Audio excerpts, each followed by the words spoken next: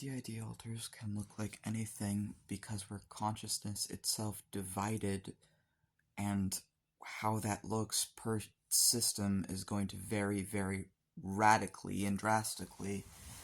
In our case, our headmates absolutely do see, identify, and present spiritually in our headspace. And what we mean by that is pretty much none of us resemble the body we've developed with, and in our mind, we look like jinn and fae and dragons and angels and other worldly beings, and that's how we prefer to see ourselves.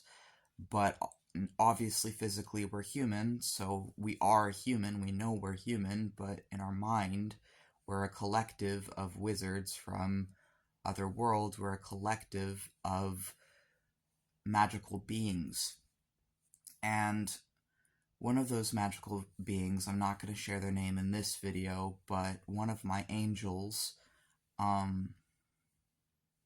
he's sort of pitch white, like albino, with white wings. And when any of us have wings, we can usually retract them as well when we don't need them. But sometimes he has horns, sometimes he doesn't have horns, sometimes he has a tail, sometimes he doesn't have a tail, and he usually has pitch black eyes. So sort of a scary presentation, I suppose, but he's not scary to me. And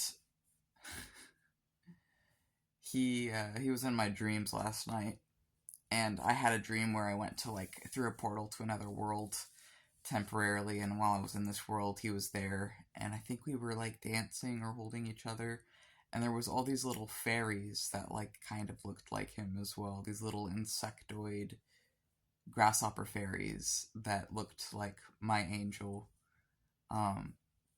And this angel is also an angel of death, so part of why he looks scary in his humanoid form is because that portrays that he is a death angel. And he's my Grim Reaper, but like a subdivision, a personal subdivision of the Grim Reaper. And we recently realized we think some of our headmates are kind of like that, not just him. Like, he's sort of a subdivision of actually a larger angel under a different name.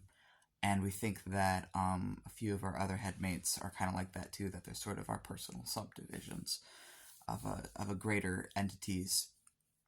But that's sort of what it feels like for us, and it's really hard because we live in a world that doesn't believe in any of that stuff, but it is very, very real for us in our day-to-day life.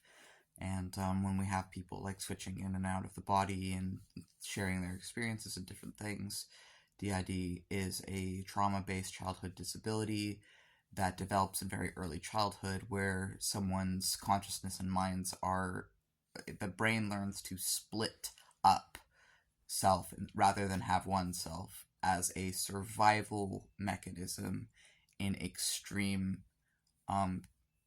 cases of when someone is unsafe or threatened or neglected as a very small child. Then the mind, to protect itself, will resort to extreme measures. And I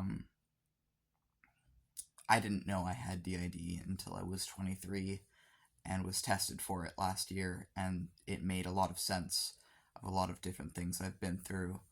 I was raised under a false diagnosis, and I was not raised as a disabled child, even though I was a disabled child. It was more just trying to cover everything up as much as possible and hide me from the world.